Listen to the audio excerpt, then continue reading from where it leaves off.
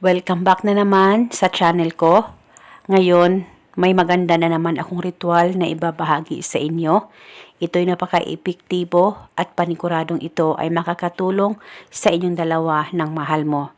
Lalong-lalo na kung ikaw ay hindi na niya iniisip at ikaw na lang palagi ang nag-iisip sa kanya. At ikaw ay palagi na lang dinededma at binaliwala ng partner mo. Ngayon, itong ritual na ibabahagi ko sa inyo ay napaka-epektibo basta buo ang loob at tiwala mo na gawin ito. At itong ritual ay pwede gawin sa kahit na anong araw, basta gawin mo ito bago ka matulog. Una, ang gagawin mo lamang ay kumuha ka ng papel at panulat at isulat sa papel ang kanyang tunay na pangalan at apelido ng 7 beses. At pagkatapos ay kumuha ka ng isang butil na bawang, pwedeng balatan at pwedeng hindi, depende po sa inyo.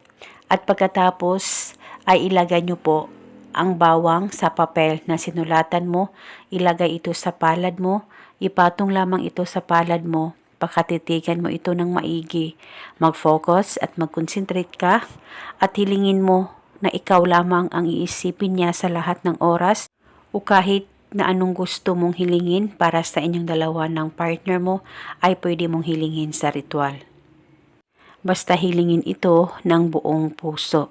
At pagkatapos ay balutin ang bawang sa papel at saka ilagay ito sa loob ng punda ng unan mo at uunanan mo ito buong magdamag.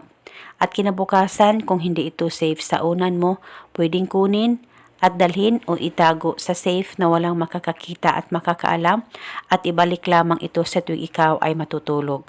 At pwede ka rin humiling ulit sa ritual. Kahit anong gusto mong hilingin ay pwede po.